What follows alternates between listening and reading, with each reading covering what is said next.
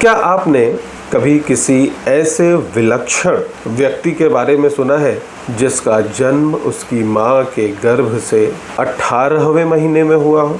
शायद आज का विज्ञान इसे माने न माने, क्या आपने ये सुना है कि बनारस घराने का एक ऐसा भी संगीत साधक रहा है जिसने जिन्नातों की महफिल में संगीत की प्रस्तुति दी है? अगर आप जानना चाहते हैं तो मेरे साथ बने रहिए इस एपिसोड में बनारसी किस्से के। नमस्कार, मैं अरविंद मिश्र हर्ष बनारसी किस्से के बिल्कुल नए एपिसोड में आपसे मुखातिब हूँ, बनारस के संगीत घराने के एक ऐसे किस्से के साथ जिसकी चर्चा आम तौर पर होती ही नहीं। मैं जिस कलाकार की बात आपसे आज करने वाला हूँ वो ये कहना कि सिर्फ गायन में अथवा वादन में, ऐसा ही नहीं। संगीत में गायन वादन की जो एक समग्र विधा है उसका सांगोपांग अनुभव करने वाले, उसको आचरण में उतारने वाले एक ऐसे कलाकार का ये किस्सा है जिसे बनारस घराने के लोगों ने ही भुला दिया है। ये भुलावा जानबूझकर किया गया है, सोच समझकर किया गया है, किसी साजिश के तहत किया गया है या अनजाने में होता चला जा रहा है। ऐसे बहुत सारे सवाल उठ खड़े होते हैं जब संगीत की इस दुर्लभतम, मैं सिर्फ दुर्लभ शब्द का इस्तेमाल नहीं कर रहा हूँ, संगीत की इस दुर्लभतम उपलब्धि को दबाने का प्रयास किया गया। क्यों किया गया? इसके कारण बहुत से हो सकते हैं। इसकी तह तक जाने के बाद बहुत सारी बातें सामने आ सकती हैं, मगर यहाँ उद्देश्य उन बातों तक पहुँचना नहीं है, बल्कि उन बातों का खुलासा करना है जो उन्होंने अपने जीवन काल में बनारस को ही नहीं बल्कि संपूर्ण संगीत जगत को दिया। वो एक ऐसे कलाकार थे जो किसी विधा विशेष में ही प्रवीण नहीं थे। जो सीखा, जो गाया, जो भी बजाया, पूरे अधिकार के साथ बजाया। और वो कलाकार, उनका नाम है पंडित छोटे रामदास जी महाराज। बनारस घराने से जुड़े जितने भी कलाकार वर्तमान में हैं, वो चाहे भारत में हैं, भारत से बाहर हैं, सभी जब बनारस के सांगीतिक इतिहास की, खास तौर पर पिछले 125 से 150 साल के बीच की बनारस के बनारस घराने के संगीत मूर्धन्यों की बात करते हैं तो एक नाम बहुत अदब के साथ लेते हैं, बड़े रामदास जी महाराज का। निश्चित रूप से लिया जाना चाहिए, वो भी बहुत ही दुर्लभ प्रतिभा के कलाकार थे। निश्चित रूप से बनारस घराने के संगीत में पंडित बड़े रामदास जी का जो योगदान है उसको किसी भी प्रकार से कमतर नहीं किया जा सकता। उनका जो प्रयास है, एक ऐसी नींव है बनारस घराने की जिस पर आज ये शानदार संगीत का राजप्रासाद खड़ा है। लेकिन यदि छोटे रामदास जी ने उनसे ज़्यादा नहीं किया तो किसी भी मामले में वो उनसे कमतर नहीं थे। ये बात सिर्फ कहने की नहीं है, ये बात वर्णित है और ऐसे लोगों द्वारा वर्णित है जो वास्तव में आधिकारिक रूप से ये बातें कह रहे हैं। इससे पहले कि मैं उनके जन्म की कहानी, जिन्नात की महफिल में संगीत प्रस्तुत करने की कहानी, वहाँ से लौटते समय बोरे में भर कर मिली अशर्फियों का किस्सा आपसे साझा करूं, मैं बताना चाहूँगा कि पंडित छोटे रामदास जी के जो प्रमुख शिष्यों में जिन लोगों के नाम आते हैं उनमें नोबेल पुरस्कार विजेता रविन्द्रनाथ ठाकुर, काशी नरेश, डॉक्टर विभूति नारायण सिंह, यही नहीं बल्कि काशीराज के मित्र भी और काशीराज के राजवैद्य पंडित शिव कुमार शास्त्री जी, ये तो रहे ही। इनके साथ साथ उनके शिष्य परंपरा में जिन लोगों के नाम आते हैं उनमें बनारस की मशहूर गायिका बड़ी मोतीबाई, ऐसी दिग्गज गायिकाएं जिन्होंने अपने कालखंड में गायकी के इस तेवर को, खास तौर पर जो उपशास्त्रीय संगीत की धारा का जो गायन है, ठुमरी, टप्पा, चैती, दादरा, इन गायकी के जो विधाएं हैं, इनमें एक जो क्रांतिकारी परिवर्तन किया था, करने वाली गायिकाओं के रूप में जो स्थापित हुई थी, उन सब ने इनसे शिक्षा प्राप्त की। यहाँ तक कि जब इनकी वृद्धावस्था हो गई थी उस समय विदुषी गिरजा देवी जी ने भी कुछ समय तक उनके सानिध्य में समय बिताने का सौभाग्य पाया था। और ये तमाम बातें मुझे प्रमाण के तौर पर जहाँ मिली हैं, जो बनारस घराने के एक जिम्मेदार कलाकार के माध्यम से मुझे मिली है। ये सारी चीज़ें प्रमाण के तौर पर उनके द्वारा लिखित उस पुस्तक में दर्ज है जहां इन तमाम बातों पर विस्तार से चर्चा की गई है।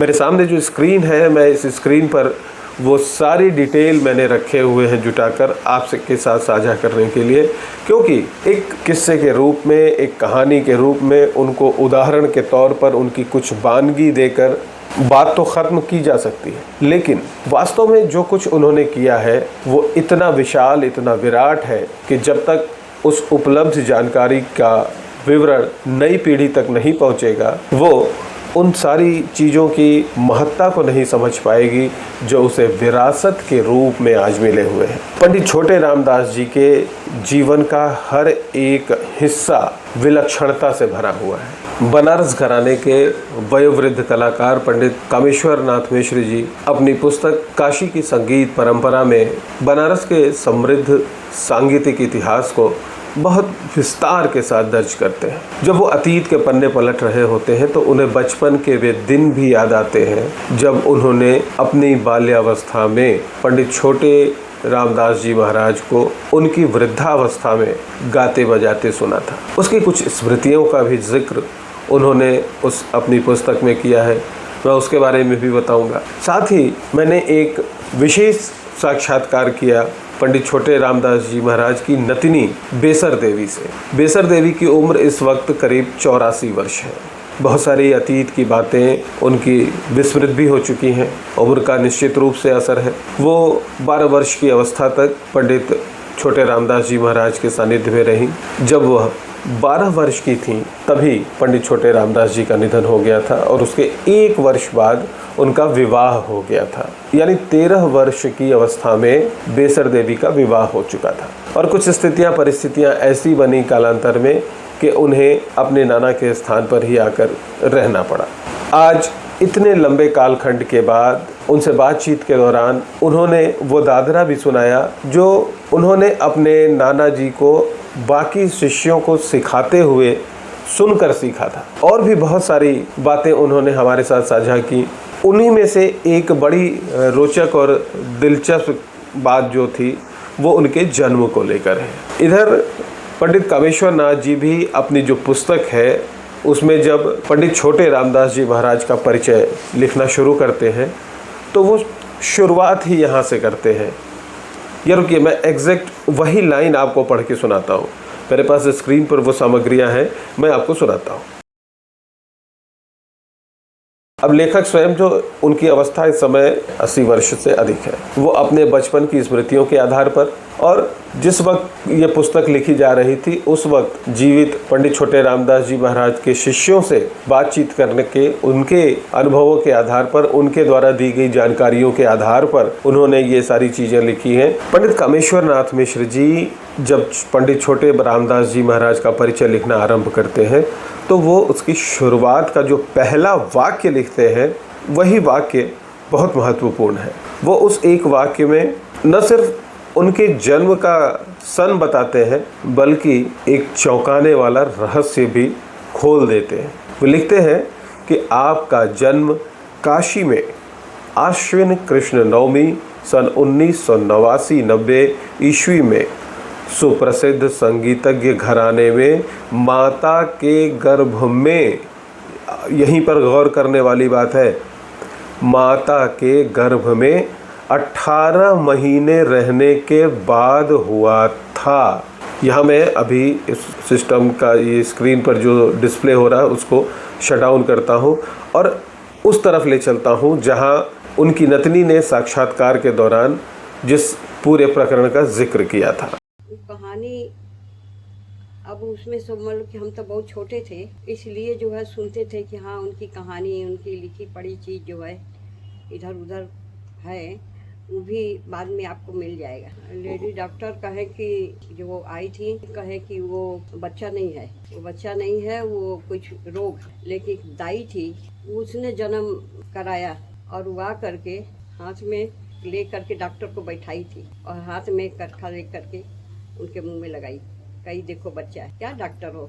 तो वो पले थे इतना कमजोर, छोटे थे, बता रहे थे लोग हमारे नाना की बहन लोग कि एक बित्ता का, उनको तेल में सुताया जाता था मखमल के गद्दा पर। इस तरह से उनको पाला पोसा गया। अब बहुत लंबे चौड़े गोरे अच्छे थे। अब गुण के भंडार था उनको। ख्याल, ठुमरी, टप्पा, दादरा, चिमटा, ये सब जो है। दीपक राग भी गा लेते थे। कौन कौन सा साज वो बजाते थे? गाने का तो उनका हुनर था ही, साज भी बहुत सारे बजाते थे। कौन कौन से साज तानपुरा बजाते था, रुद्र वीणा था, दिलबहार था, हारमोनिया था और बेहला था। सारंगी भी बजाते थे। अच्छा, सारंगी तो उनके नाना जी भी बजाते थे और सितार बजाते थे। मतलब साज वो सब बजाते थे। तो उन्होंने और कौन कौन सी रोचक बातें बताई, वो जानने से पहले एक बार हम नज़र डाल लेते हैं पंडित छोटे महाराज जी के सांगीतिक सफ़र पर। तो आइए मैं आपको लेके चलता हूँ उन आंकड़ों के साथ, उस दस्तावेज के साथ जो इस वक्त मेरी स्क्रीन पर मेरे साथ मौजूद है। यहाँ जो विवरण मौजूद है उसके आधार पर मैं आपको ये बता सकता हूँ कि उनके पिता का नाम पंडित कन्हैया जी मिश्र और माता का नाम मैना देवी था। आपके पूर्वज मूलतः आजमगढ़ के हरिहरपुर गांव के थे। हरिहरपुर गांव ये वही गांव है जहां से पद्म विभूषण पंडित छन्नूलाल मिश्र जी का गहरा संबंध है। वहीं उनका जन्म हुआ था, वो उसी गांव के। तो उस गांव की मिट्टी की जो तासीर है वो देखिए कितनी ज़बरदस्त है कि वो तब से लेकर अब तक लगातार फलती जा रही है। इसी क्रम में वो लिखते हैं कि आपके पिता जो कन्हैया जी थे वो महाराजा मांड श्री राम प्रताप सिंह के दरबार में दरबारी रत्न थे। और जब पंडित छोटे रामदास जी 10 वर्ष के थे तब महारानी मांड ने उनको अपने साथ ले जाने का निर्णय किया था, उनकी कला से, उनकी गायकी से प्रभावित होकर। और जब वो वहाँ गए तो उन्हें वहाँ पर संगीत में गायन, वीणा वादन, सारंगी, हारमोनियम, जल तरंग, वायलिन और पैर से बजाए जाने वाले ऑर्गन की भरपूर शिक्षा उपलब्ध कराई गई। और ये शिक्षा उन्हें मिलती रही अपने नाना गुरु से। उनके नाना जी जो थे वो संगीत के मूर्धन्य विद्वान थे, पंडित ठाकुर प्रसाद मिश्र जी। वो पियरी घराने का प्रतिनिधित्व करते थे। और अब देखिए किशोरावस्था में एक बालक क्या क्या सीख रहा है। यहाँ स्पष्ट लिखा जा रहा है कि पियरी घराने की भरपूर तालीम पंडित राम सेवक मिश्र जी से प्राप्त की। दिलबहार, सितार और वीणा की शिक्षा पंडित लक्ष्मीदास मिश्र जी से। ये सिलसिला यहीं रुक नहीं रहा है, आगे कैसे बढ़ता है कि बेतिया ध्रुपद घराने की शिक्षा पंडित धन्नू जी, संवरू जी मिश्र से और गायन, तबला वादन आदि की शिक्षा विविध शैलियों के पारंगत विद्वान अपने चाचा श्री विश्वनाथ जी से प्राप्त की।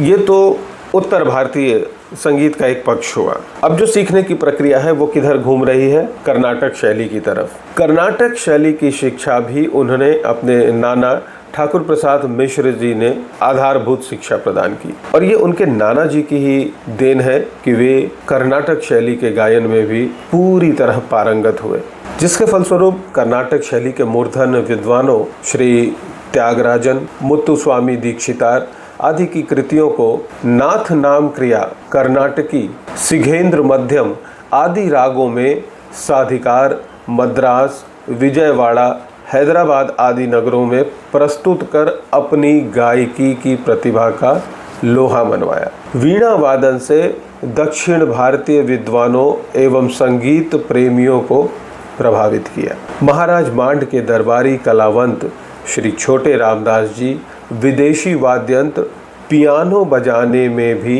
निपुण थे। इतनी सारी चीज़ों के बाद अब जो गायकी के प्रकार उन्होंने जो सीखे उसका विवरण, वो भी अपने आप में एक चौंकाने वाला विवरण है। ये इस दस्तावेज के एक एक हर्फ बड़े कीमती हैं, बहुत महत्वपूर्ण है।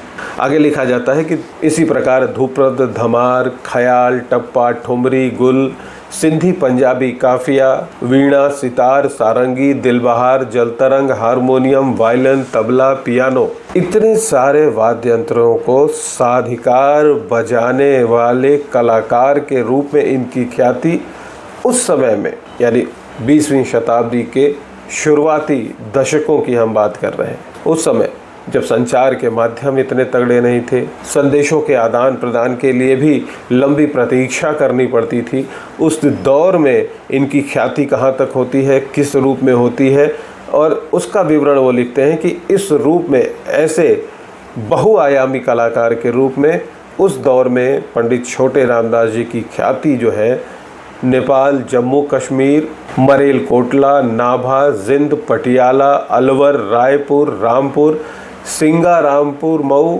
राजा खनिया थाना, मांड, त्रिपुरा, मयूरभंज, काबिस बाजार, ये सारी रियासतें थीं उस वक्त की, जिनके बीच इनकी चर्चा हुआ करती थी और इनकी इज्जत प्रतिष्ठा एक अलग थी। इन रियासतों में ये सारी रियासतें चाहती थीं कि छोटे रामदास जी उनके यहाँ पधारें और अपनी सांगीतिक प्रस्तुति दें। और उस दौर में पंडित छोटे रामदास जी के जो प्रशंसक हुआ करते थे, जो उनके चाहने वाले लोग थे, उनकी गायकी के, उनकी कलाकारी के, उनके संगीत के जो कदरदान थे, वो आम संगीत रसिक तो थे ही, उनमें जो बहुत ख़ास नाम शामिल थे, उनमें खुद जो नाम यहाँ उल्लेख किया जाता है कि नेपाल नरेश, कृष्ण शमशेर जंग राणा, रामनगर स्टेट नेपाल के जो राजा राम, सिंगरा मऊ स्टेट के राजा रामपाल सिंह, नवाब ज़मींदार रईस और तमाम छोटी बड़ी रियासतों के आला अधिकारी, वज़ीर उनकी इस फनकारी के मुरीद थे। इन सब के साथ एक बहुत महत्वपूर्ण बात जो यहाँ मेंशन की गई है इस किताब में, इस दस्तावेज में, वो ये है कि विश्व कवि रविन्द्रनाथ ठाकुर के कोलकाता स्थित जोड़ा साकू कोठी पर वर्ष में 2 बार वसंत पंचमी के पश्चात एवं मेष संक्रांति के बाद आपके गायन एवं वीणा वादन के कार्यक्रम की प्रस्तुति हुआ करती थी।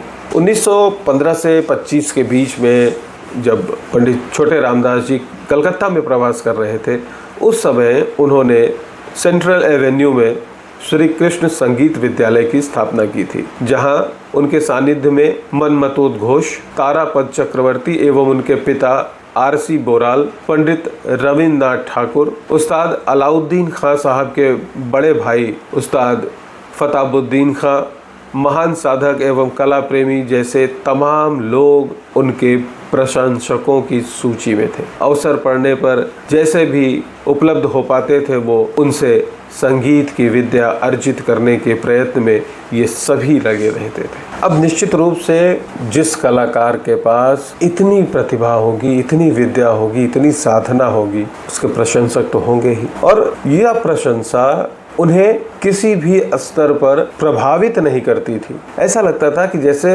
उनके साथ कुछ हो ही नहीं रहा है। कोई लाख प्रशंसा करता, लेकिन वो उससे कभी प्रसन्न नहीं होते। कहते हैं कि कार्यक्रमों की प्रस्तुति के लिए ये निर्भर करता था कि उनकी जो 2 तानपुरे हैं वो आपस में मिले हुए हों। उनके तानपुरे बहुत खास थे और उनकी जो तानपुरे का जोड़ा था वो उस समय हाथी दांत का बना जोड़ा इकलौता था पूरे देश में, और उसको कुछ इस प्रकार उन्होंने स्वयं आकार दिया था। वो 2 तानपुरे जब आपस में मिल जाते थे तारों से, सुर से, और जब वो गायकी के साथ उनका इस्तेमाल होता था तो वो 2 तानपुरे 8 तानपुरों की इतनी गमक पैदा करते थे। ये भी विलक्षणता ही तो है। और कार्यक्रम चाहे कितना भी बड़ा हो, फीस चाहे कितनी भी हो, फीस की बात से मुझे याद आया कि 1945 के आसपास, मतलब 1930 से 45 का ये जो दौर है, उससे पहले और उसके बाद तक, काफ़ी समय बाद तक, जब तक वो सक्रिय रूप से प्रस्तुतियां देते रहे, उस समय तक उनकी जो फीस हुआ करती थी, एक उदाहरण के तौर पर मैं बताना चाहूँगा कि 1945 में कलकत्ता में, जिसका जिक्र यहाँ इस पुस्तक में भी है, कि 1945 में कलकत्ता के श्री थिएटर में आयोजित ऑल बंगाल संगीत सम्मेलन का कार्यक्रम था। उसमें उस दौर के सभी दिग्गज कलाकार आमंत्रित किए गए थे, और पंडित छोटे रामदास जी को छोड़कर बाकी जितने कलाकार थे, उनमें जो अधिकतम पारिश्रमिक था उस समय का, वो 51 रुपये था। और पंडित छोटे रामदास जी का जो पारिश्रमिक था उस सम्मेलन में प्रस्तुति देने के लिए, वो 551 रुपये था। 51 रुपये और 551 रुपये का अंतर, इतना बड़ा अंतर था उस समय। वो व्यक्ति विशेष के नाम का अंतर नहीं था, बल्कि उसके अंदर जो विलक्षण कला मौजूद थी उसका अंतर था। बावजूद इसके क्या कारण है कि बनारस घराने के लोग उनका नाम लेने में हिचकते हैं। चर्चा कहीं करते भी हैं तो बड़ी दबी जुबान के साथ चर्चा करते हैं। खैर, ये एक अलग विषय हो जाएगा। मैंने पंडित छोटे रामदास जी महाराज की नतनी बेसर देवी से और भी बहुत सारे विषयों पर बातचीत की, और उन्होंने वो जो सुन के दादरा सीखा था वो अभी भी उनको याद है, वो भी मैं सुनवाऊंगा आपको। और किस तरह से वो वाकया हुआ था जब पंडित छोटे रामदास जी और उनके गुरु यानी उनके नाना पंडित ठाकुर प्रसाद मिश्र जी को जिन्नातों की महफिल में जाकर गाना बजाना करना पड़ा था। उससे पहले हम कुछ और महत्वपूर्ण बिंदुओं पर, कुछ और ख़ास स्मृतियों पर जो इस पुस्तक के लेखक पंडित कामेश्वर नाथ मिश्र जी से व्यक्तिगत रूप से भी जुड़ी हुई हैं, जिसके वो स्वयं साक्षी रहे हैं, उन्होंने देखा है, सुना है, अनुभूत किया है, उन पक्षों को भी थोड़ा स्पर्श करते हुए हम उस तरफ चलेंगे। तो मैं वो स्लाइड खोल लेता हूँ, फिर आपसे रूबरू होता हूँ। तो पंडित कामेश्वर नाथ मिश्र जी लिखते हैं इस अपनी पुस्तक में कि संस्कृत, फारसी, अरबी, उर्दू, बंगला, हिंदी, पंजाबी, पश्तो, मराठी, सिंधी, काफिया आदि भाषाओं की बंदिशों को साधिकार गाने वाले पंडित छोटे रामदास जी देश के अनुपम कलाकार थे। ख्याल गायन में राग भैरव, बिलावल, गौड़ सारंग, यमन, विहाग, बसंत, बहार, सोहनी, देश, गांधारी, दरबारी, कान्हड़ा आदि उनके प्रिय राग थे। टप्पा गायकी में सासगिरी, जिलफ, देश, मांड आदि उनके प्रिय थे। दैनिक अभ्यास के क्रम में वो प्रातः काल रोज राग भैरव और शाम को राग दरबारी कान्हड़ा का अभ्यास नित्य किया करते थे। प्रसिद्ध सरोद वादक उस्ताद आबिद हुसैन खां साहब जो लखनऊ के थे, काशी के ही पंडित कंठे महाराज जी, पंडित शंभुनाथ जी पखाव जी जो रामपुर घराने के थे, पंडित सुखदेव महाराज जी, पंडित मुंशी नाम मिश्र जी, झूमक लाल मिश्र जी, पंडित सूरज प्रसाद मिश्र जी, पंडित सूरज प्रसाद मिश्र जी जो गिरजा देवी जी के पहले गुरु, और उस्ताद आशिक अली खान साहब, अच्छन महाराज, शंभू महाराज, ऐसे तमाम नाम उनकी उस फहरिस्त में शामिल हैं जो उनकी कलाकारी के दीवाने थे। पंडित छोटे रामदास जी महाराज ने अपने जीवन के तमाम कर्तव्यों को बड़ी निष्ठा से निभाया था। उसके उदाहरण भी हमें दस्तावेजों से मिल जाते हैं। उनके जो गुरुजी थे यानी उनके जो नाना जी थे पंडित ठाकुर प्रसाद मिश्र जी, वो काशी के चौखंबा स्थित गोपाल मंदिर के सेवक थे। वो वहाँ पर ठाकुर जी की सेवा में और जो तत्कालीन महाराज श्री थे उनकी सेवा में संगीत प्रस्तुत करते थे। ये उनका नित्य का काम था और ये कार्य उन्होंने 1-2 वर्ष नहीं बल्कि पूरे 50 वर्ष किए। उसी सेवा भावना के दौरान ठाकुर जी घर में पधारे गए। ठाकुर जी घर में आए थे तो उनकी कैसी सेवा होती थी, जन्माष्टमी पर कितना विराट उत्सव होता था, इसकी यादें भी बेसर देवी की स्मृतियों में अब भी ताज़ा हैं। इस घर में जन्माष्टमी वहाँ होता था, इतना उनका बनता था, सामान प्रसाद बनता था, हर रंग का भोजन बने, पट्टी बने, चीज़ बने, हैं बर्फ़ी बने, चूरन, इतना कि 12 दिन तक उनको सबको बढ़ता था। और छठी बरही सब होता था, जैसे इंसान का होता उसी तरह से जलसा होता था, गाना बजाना सब होता था, सब लोग आमें खूब हो। इतना मनसायन रहे, इतना बाहर सहनाई बजे, चौतरा पर बैठे सहनाई बजे, बिस्मिल्लाह खाओ भी आवें पहले। अच्छा। हमारे यहाँ बिस्मिल्लाह खा भी आते थे तो बजे, सहनाई बजे। एक ठो और थे, उनका क्या नाम था, वो भी आते थे तो वो लोग सहनाई उनाई बजावें छठी के बरही के। अब बहुत समलक धूमधाम से होता था उस घर। अब उनके न रहने के बाद में धीरे धीरे सब कम हो गया। वो सजावट में इतना बढ़िया बढ़िया खिलौना रहे, चीज़ रहे, चांदी का मछली रहे, चांदी का उनका वो रहे खिलौना, चट्टू पट्टू जो रहती है वो सब खिलौना इतना थाली में रखा है चांदी के बर्तन में हैं। और पूजा हो, मछली थी, उस मछली को छू दो तो रेंग जाए। 2 ठो था चांदी का, अगल बगल सब रखा है। अगल बगल जो है बड़ा बड़ा, इतना बड़ा कलसा, ऐसा ऐसा दीवट, सांप रहे बड़ा बड़ा, उस सांप के ऊपर जो है कलसा रखा है था। अच्छा। खूब मोटा मोटा पीतल का था और उस पर जो है बड़ा बड़ा गिलास रखा है। 12 दिन तक लगातार लाइट जले, उसमें मोमबत्ती जले, वो सब जले 12 दिन तक लगातार, हाँ जले। और इतना उतने ही में इतना अच्छा रहे कि केला का पूरा खंभा काट के आता था, अगल बगल रहे 12 दिन तक इसी तरह से हरा भरा रहे सब। इतना बड़ा गमला था पीतल का, उस गमले में जरई बो जाए और खूब जरई रहे, ऊपर सब चिड़िया चुनमुन सब बैठा जाए, इतना सुंदर सजे कि लाइन से रखा जाए सीढ़ी से लेके वहाँ तक, और सब बढ़िया मखमल का कालीन बिछे, चीज़ बिछे हैं। उनका साज श्रृंगार बहुत बढ़िया होता था कि जे लोग आवें वो देख करके। बस कभी चौरा में मेरे यहाँ एक मैसरी मिल में, यही 2 जगह जो है होता था ठीक।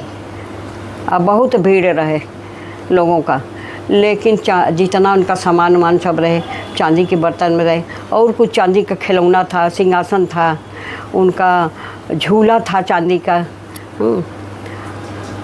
इतना बड़ा एक ठो मंदिर था पीतल का, शंकर जी का, वो मंदिर रहे वहाँ, उसको भी खूब सजाया था। मतलब शंकर जी रहे उसमें, शालिग्राम रहे, सब धीरे धीरे करके। गमला तो इतना बड़ा पीतल का सब बहुत सा रहे उनके पास। उनका बर्तन जो रहे सब चांदी का है, भगवान जी का। हाँ, भगवान जी का सब बर्तन चांदी का है, और वहाँ रखा है, उसमें पूजा पाठ हो, उसमें चीज़ हो, और सब 12 दिन तक चले ये सब। मतलब इतना बढ़िया हो कि जैसे वहाँ होता था दुर्गा जी के पास एक कौन मंदिर है ना, उससे बढ़िया होता था, मानस मंदिर। मानस मंदिर से अच्छा होता था, चलता फिरता बढ़िया बढ़िया रहे। पोखरा बने, बड़ा सा पोखरा रहे, और उस पोखरे में पता नहीं क्या चीज़ का इतना बड़ा रहे चिड़िया, अगर पानी में सब डाल जाए तो हवा से जो है वो पूरा यहाँ चले देंगे। सगरों मछली रहे, बत्तख रहे, ये सब सामान जो है वो रहे। इतना बड़ा खिलौना था, उसमें जो है पानी पिए उठे, पानी पिए उठे, सब खिलौना तब बहुत था। और उनका गहना भी, सामान भी सब चांदी का था। जो उनको कपड़ा पहनाया जाता था उसमें इतना चौड़ा चौड़ा गोटा चांदी का, कहीं सोने का, ये सब उनके में साड़ी में लगा रहे। निसंदेह वह 84 वर्ष की हो चुकी हैं, मगर अपने बचपन में उन्होंने जिस प्रकार से वैभवशाली अंदाज में ठाकुर जी की सेवा देखी है, वो उनकी स्मृति पटल पर अब भी अंकित है। जब उनके गुरुजी, उनके नाना जी का निधन हो गया, तो उसके बाद अगले 25 वर्षों तक गोपाल मंदिर की ये सेवा स्वयं पंडित छोटे रामदास जी ने निभाई। वह नित्य होने वाली संगीत सेवा के अंतर्गत गायन और वीणा वादन करते। वीणा वादन में भी कभी वो विचित्र वीणा का वादन करते, कभी दिलबहार बजाते, कभी सरस्वती वीणा, तो कभी रुद्र वीणा, कभी सितार। तंत्र वाद्यों के जितने भी प्रकार हो सकते हैं सब बजाते थे। सारंगी का भी उन्होंने प्रस्तुतिकरण उस दौर में वहाँ किया था। उनके जीवन की एक और बड़ी रोचक घटना के साथ आपको जोड़ना चाहूँगा। आपको बताना चाहूँगा कि काशी नरेश महाराज प्रभु नारायण सिंह जी के शासनकाल में बुढ़वा मंगल का जो उत्सव काशी में हुआ करता था, बजड़ों पर एक अलग ही रौनक हुआ करती थी। उस पूरे उत्सव का जो समापन होना था उस वर्ष, वो घुड़दौड़ नाम के एक बजड़े, विशाल बजड़े पर होना था। उस समापन समारोह की शुरुआत पंडित छोटे रामदास जी महाराज के गायन से होनी थी, और समापन का कार्यक्रम जो है हुस्नाबाई का रखा गया था। कहते हैं कि उस कार्यक्रम में पंडित छोटे रामदास जी महाराज ने राग गौड़ सारंग की प्रस्तुति की थी। 2 घंटे से अधिक समय तक उन्होंने यह राग गाया था, और उसके बाद हुस्नाबाई ने बड़ी विनम्रता के साथ हाथ जोड़कर उसके बाद गायन करने से इनकार कर दिया था। हुस्नाबाई जैसी गायिका ने कहा था कि इतना सुरीला, इतना अद्भुत गायन सुनने के बाद कौन अपने कानों में कंकड़ पत्थर डालना चाहेगा। उनकी गायकी की मिठास का आभास इस वक्तव्य से आसानी से लगाया जा सकता है। पंडित छोटे रामदास जी महाराज जितने विलक्षण व्यक्ति थे, वो उतने ही विलक्षण अपने कार्यक्रम की प्रस्तुतियों को लेकर भी रहा करते थे। मैंने थोड़ी देर पहले आपसे जिक्र किया था कि उनके जो 2 तानपुरे थे, वो जब तक नहीं मिल जाते थे तब तक वो गायन के लिए तैयार नहीं होते थे। कलकत्ता में एक कार्यक्रम होना था, 1 महीने पहले से उसकी डेट अनाउंस थी। महंगे टिकट बिके थे उस दौर में। बावजूद उसके ऐन वक्त पर पंडित छोटे रामदास जी ने कहा कि वो गायन नहीं करेंगे, क्योंकि तानपुरा मिला नहीं है। तानपुरा न मिले और उनसे कोई गायन करा ले, ये संभव नहीं था। उस दौर के कुछ चर्चाओं को कलमबंद करते हुए इस पुस्तक के लेखक एक स्थान पर लिखते हैं कि अपने कार्यक्रम की सफलता के लिए आपके तानपुरे की विशिष्ट जोड़ी का आपके मन के अनुरूप मिलना अत्यंत आवश्यक था। ये उनकी शब्दावली है। कहा जाता था कि पहले से सुनिश्चित कार्यक्रम के लिए 4-5 रोज पहले से ही वो अपने तानपुरे की जोड़ी को मिलाना शुरू कर देते थे। यदि कार्यक्रम की निश्चित अवधि तक तानपुरा मन मुताबिक बोल गया तो कार्यक्रम में जाना निश्चित था, नहीं तो पल भर में बिना किसी आर्थिक हानि अथवा अन्य किसी कारणों की परवाह के जाना स्थगित कर देते थे। यह सत्य है कि उस विशेष तानपुरे की जोड़ी की गंभीर विशिष्ट गूंज 8 तानपुरों में, जैसा कि मैंने शुरुआत में आपसे जिक्र किया था, क्योंकि जो बातें यथार्थ में हैं वो कहीं ना कहीं चर्चा में भी रहती हैं, भले दबी हुई जुबान से उनकी चर्चा हो। तो इस तरह की बातें पूर्व में कुछ कलाकारों, वरिष्ठ कलाकारों के साथ बातचीत के दौरान, उनसे मुलाकातों के दौरान ये बातें सामने आई थी। आज प्रमाण के तौर पर मैं भी पुष्ट हो रहा हूँ और आपको भी ये विश्वास के साथ इस विवरण से अवगत करा रहा हूँ। वो लिखते हैं कि उस विशेष तानपुरे की जोड़ी की गंभीर विशिष्ट गूंज 8 तानपुरों को छेड़ने पर मिल सकती है। कलकत्ता में हुए एक आयोजन का भी जिक्र यहाँ पर किया गया है, जिसमें बताया गया है कि किस प्रकार भयंकर गर्मी में भी वहाँ के लोग महंगा टिकट खरीद कर भी घंटों प्रतीक्षा करते रहे और अंततः जब तानपुरा नहीं मिला तो निराश होकर बिना उनका संगीत सुने उन्हें लौटना पड़ा। पंडित जी मंच पर नहीं आए। तो उनकी रत्नी जी ने भी हमें वो किस्सा सुनाया था कि कैसे क्या हुआ था, किन परिस्थितियों में नाना और नाती यानी पंडित ठाकुर प्रसाद मिश्र जी और पंडित छोटे रामदास जी जिन्नातों की सभा में पहुंचे थे। उससे पहले मैं एक और विवरण आपको उनके विषय में बताना चाहूँगा, कुछ ऐसे नाम जो उनकी शिष्य मंडली में है।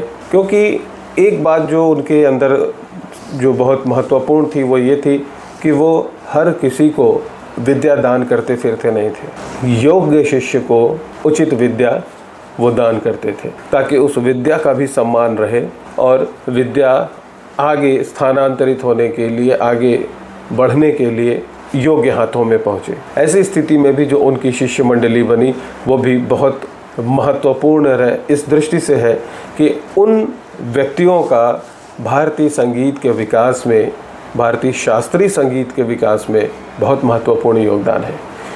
ऐसे जिन चंद लोगों के नाम का विवरण यहाँ पर दिया गया है उसमें पंडित जी लिखते हैं कि श्री उपेंद्र नाथ डे, सोहिनी, बड़ी राजेश्वरी, तारा, हुस्नाबाई, दामोदर मिश्र एवं आपके अनुज गोपाल मिश्र, पटियाला के निहंग बंधु आदि गायक, सितार वादक यूसुफ, गायक और वायलिन वादक ओमी चक्रवर्ती, काशी नरेश के जो राजवैद्य पंडित शिव कुमार शास्त्री जी जो उनके सबसे प्रिय शिष्यों में रहे। उनके जीवन काल के बाद भी परिवार से उनका संबंध काफ़ी समय तक बना रहा। बहुत सारी ऐसी थाती, ऐसी संपत्ति जिसकी सुरक्षा उस समय उस परिवार के लोग नहीं कर सकते, तब पंडित शिव कुमार शास्त्री जी ने उन तमाम चीज़ों को अपने संरक्षण में लिया था। जो कुछ भी उन्होंने अपने संरक्षण में लिया था उसमें उनके बेशकीमती वाद्य यंत्र तो थे ही, उसके अलावा ठाकुर जी की सेवा में प्रयुक्त होने वाले तमाम जो रत्न जड़ित आभूषण,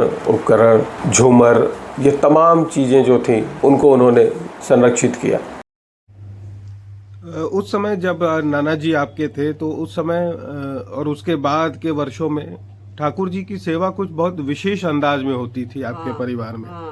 बहुत उनका साज श्रृंगार बहुत होता था। तो वो क्या माहौल था उस समय का, कैसे क्या कुछ होता था? माहौल था कि पूरा बैठका में वो जलसा उनका प्रोग्राम हो और इधर ठाकुर जी के कमरा में बहुत बड़ा कमरा था, उसमें भी सारी औरतें थीं, वही सुबह मंगल यही सब हो और श्रृंगार तो बहुत सुंदर हो। मंदिर भी था बढ़िया, सुना सोने चांदी के सिंहासन थे भगवान के। सब थे, झूमर थे, सब झूमर उमर सब थे। सब शिव कुमार शास्त्री ले जाके और कन्हैया लाल के भी कुछ दे दिए, कहे कि माई तुम लोग अकेले हो, इसलिए नहीं रखना है। झूमर उमर तो शायद कहाँ ले गए, वही ले गए।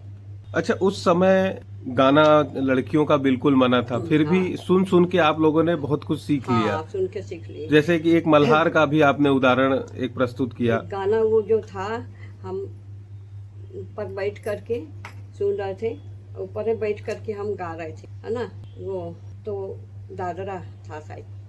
तो कहे कि नाना जी हमारे रोने लगे, कहे आज ये लड़का होता तो इसका गला इतना, नानी हमारी कहीं क्या हुआ, कहें कि यही देख रहे हैं कि वो इतना अच्छा गाती है, और लेकिन हम कैसे सीखा, क्या है, नहीं सिखाए। वो गाना गाते थे, काहे, वही जो बताएं, काहे मारे नैना बान सांवरो, काहे मारे नैना बान सांवरो, काहे मारे।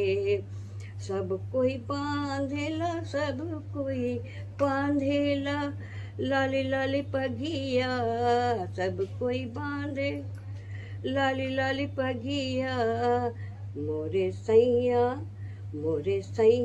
बांधे गुलेनार सांवरो, काहे मारे नैना बान सांवरो, काहे मारे। सब कोई बांधेला, सब कोई बांधेला, छुरी कटरिया, सब कोई बांधेला छुरी कटरिया, मोरे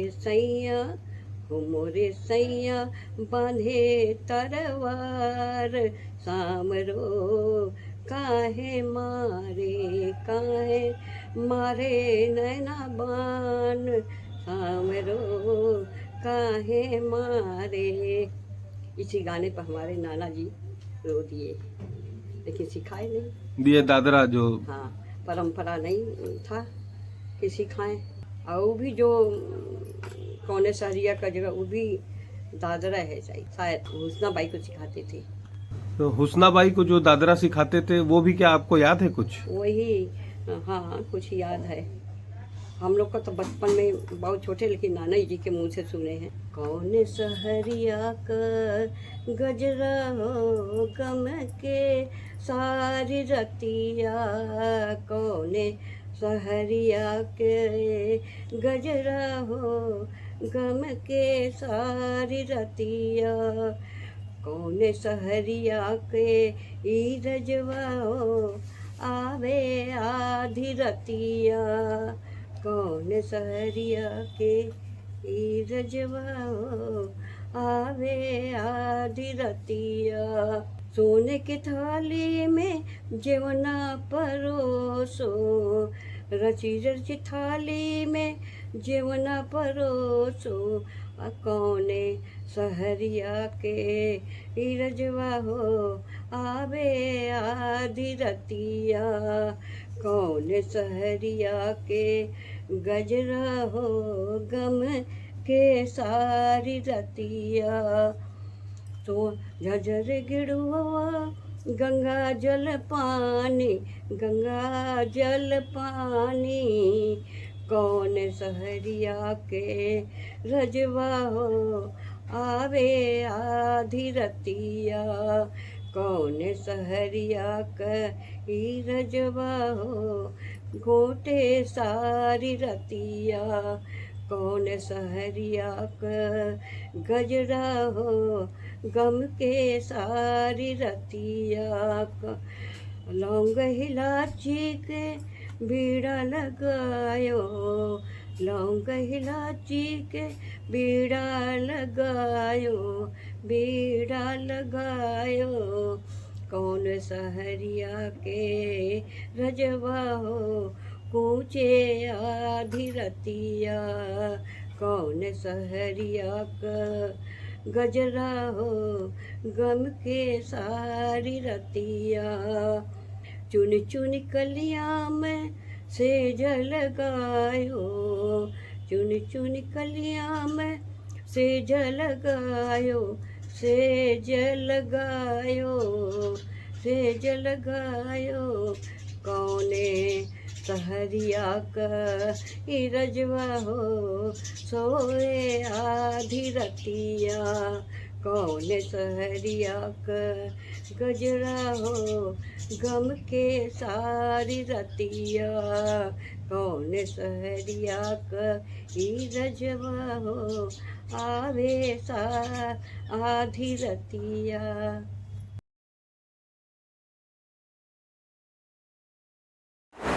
27 फरवरी 1961 को इस संसार को विदा कहने वाले पंडित छोटे रामदास जी ने अपने जीवन की आखिरी प्रस्तुति अपने घर में ठाकुर जी की सेवा में ही दी थी। श्री कृष्ण जन्माष्टमी के अवसर पर जब भगवान का जन्म हुआ था, उसके बाद उन्होंने राग परज का एक प्रकार गाकर सुनाया था, जो बड़ा दुर्लभ राग है। और इस राग की रागदारी आज की तारीख में मौजूदा पीढ़ी के शायद ही चुनिंदा 1-2 कलाकार बता पाए या गा पाए।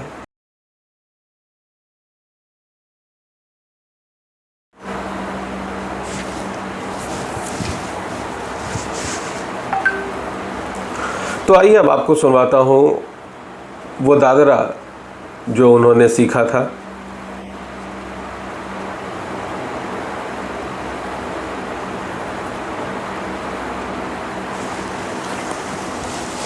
तो अब मैं सुनाता हूँ आपको वो वाकया कि जब जिन्नात की महफिल में उन्हें गाना बजाना करना पड़ा था। गुरु शिष्य किसी आयोजन के लिए घर से निकले थे, साथ में उनके वाद्य यंत्र उनके शिष्यगण लेकर चल रहे थे। शहर में एक स्थान पर पहुंचने के बाद एक व्यक्ति उनसे मिलता है और उनसे अनुरोध करता है कि तमाम जगहों पर तो आप गाना बजाना करते रहते हैं, आज मेरे कहने पर मेरे बाबा जी को अपना गाना बजाना सुना दीजिए। गुरु और शिष्य थोड़े सख्ते में आए, लेकिन फिर वही बात कि विलक्षण घटनाएं तो विलक्षण लोगों के साथ ही होती हैं। तो जैसा कि बेसर देवी बताती हैं कि जो उन्होंने पुख्ता तौर पर अपने पूर्वजों से, अपने बड़ों से सुना है। बगल में जो है पिछनहरी का कुआं के पास एक आदमी उनको मिला, वो जिंद था। अब वो जिंद जो है हाथ जोड़ के आगे खड़ा हो गया कि गुरुजी आप चलिए हमारे यहाँ प्रोग्राम करिए। तो ले गया उनको। जाते जाते नक्खी घाट की तरफ पहुँचे जब, तो वहाँ एक दरवाज़ा था, उसी में से उनको उतार के ले गया। अंदर गए तो देखे खूब बढ़िया सजा था, सब कुछ, बहुत लोग बैठे थे, लेकिन सब वही थे, जिंदगी थे। और दादाजी एक थे, वो कुर्सी पर बैठे, तो उनकी आँख का पलक बड़ा बड़ा, इतना बड़ा बड़ा था। और वैसे करके देखे दाढ़ी, उनको देख के लोग को थोड़ा सा वो लगा भरम कि भैया ऐसा तो कभी ज़िंदगी में नहीं देखे हैं, और ये कौन दादाजी हैं। तो उनको वहाँ प्रोग्राम किए, हिम्मत बना के वो भी बजाए और वो भी गाए। बहुत पसंद आया लोगों को। वहाँ से जब चले वो, तो उनको जो है एक इतना बड़ा गजिया में, बोरा में उनको भर के पैसा गिनी असरफी और उनको रुपया सब दिए। कहे कि जब हाथ जोड़ के खड़ा हो गया कि महाराज जब भी आपको कोई परेशानी होगी, ज़रूरत होगी, तो आप यहाँ आना, हमको याद करेंगे, हम आ जाएंगे और आप जो है इसको ले जाइए। वो लेके आए, वो सब नैया पर बैठा के चले गए। और नैया पर बैठा दिए जब, तो वहाँ से फिर वो सब पता नहीं कहाँ गए। नाना जी हमारे बीच में आए गंगा जी के, तो उन्होंने किया क्या कि गंगा जी में इसे करके उसको धीरे धीरे धीरे धीरे डुबा दिए। डुबाने के बाद कहें, हे गंगा माई, ये हमारा थाती आप रख लीजिए, अब इन लोग से मिलाने के हमको कभी मौका मत दीजिए कि हम कभी इन लोग से मिलें और इनको याद करें। बस वही थी, उनको डुबा करके और चले आए। फिर इधर की तरफ वो जाते नहीं थे, इतना उनको वो था। गुरु शिष्य ने ये तय कर लिया कि ठीक है, उस अनजान व्यक्ति की बात मानकर उसके साथ जाना है, उसके बाबा जी को सुनाना है। ये लोग शहर में चलते चले गए वरुणा की तरफ, यानी ये बनारस में उत्तर का हिस्सा। वरुणा की तरफ जाने के बाद नक्खी घाट के इलाके में एक दरवाजे के अंदर वो व्यक्ति इन लोगों को लेकर प्रवेश करता है। अंदर जाने के बाद ये लोग देखते ये हैं कि बहुत सुंदर सी बैठक सजी हुई है, झूमर लगे हैं, आलीशान सा माहौल है और बहुत सारे वृद्ध लोग बैठे हैं। और वो सामने बिल्कुल देखते हैं कि एक बहुत बूढ़ा आदमी बैठा है जिसके बाल सफ़ेद उसके घुटनों से भी नीचे तक हैं। उसकी सफ़ेद पलकें इतनी लंबी हैं कि वो सीने तक आ रही हैं। वो उन पलकों को यूं हटाकर इन्हें ऐसे एक नज़र देखते हैं और फिर नीचे। क्योंकि ये लोग गाने बजाने के लिए आए थे, इन लोगों ने पूरे मन से गाना बजाना किया और जब इन लोगों ने अपनी प्रस्तुति पूरी कर ली तो कार्यक्रम के बाद इन्हें ससम्मान वापस भेजा गया। उस दरवाजे से बाहर निकलने के बाद इनके लिए नाव की व्यवस्था की गई। इन्हें ले जाया गया था पैदल, लेकिन वापसी में इनके लिए नाव की व्यवस्था की गई कि ये नाव से दशाश्वमेध घाट तक आ सके। और उस नाव पर इनके साथ एक बोरी रखी गई। उस बोरी में अशर्फियाँ थी। पंडित ठाकुर प्रसाद मिश्र जी और पंडित छोटे रामदास जी दोनों ये समझ गए थे कि वो जिन्नों की बैठक में गाना बजाना करके आ रहे हैं और ये जो अशर्फियाँ हैं उसका इनाम है। इन लोगों को वहाँ से विदा करते करते वो उस व्यक्ति ने कहा था कि यदि कभी फिर कोई ज़रूरत पड़े तो मुझे बुलाना, मैं उपस्थित रहूँगा, मुझे याद कर लेना। लेकिन नाव से गंतव्य तक आते आते नाना नाती ने ये निश्चय किया कि दोबारा कभी ऐसी नौबत ना आए और जो बोरा, अशर्फियों से भरा बोरा उन्हें मिला था वो उन्होंने गंगा जी की धारा में डाल दिया। दोबारा न तो कभी उन्होंने उनका स्मरण किया और न वो कभी आए। इस कहानी में कितनी सत्यता है इस बात का पुख्ता प्रमाण तो अब किसी के पास नहीं है, मगर चर्चाओं में, किस्सों में जो बातें जिंदा हैं आगे भी ये जिंदा रहेंगी। क्योंकि जिस व्यक्ति के बारे में ये किस्से हैं, जिससे जुड़े ये चर्चे हैं, उसके जीवन के तमाम पहलू विलक्षणता से भरे हुए और उसके तमाम उदाहरण, तमाम प्रमाण, सब कुछ दस्तावेज में बंद है। हाँ, यदि विज्ञान की चुनौती है तो सिर्फ ये कि 18 महीने के बाद गर्भ से जन्म कैसे हो सकता है। तो बनारसी किस्से की इस कड़ी में इस बार इतना ही। जल्दी मिलते हैं अगले एपिसोड में बनारस के एक नए किस्से के साथ। तब तक के लिए इजाज़त दीजिए। नमस्कार।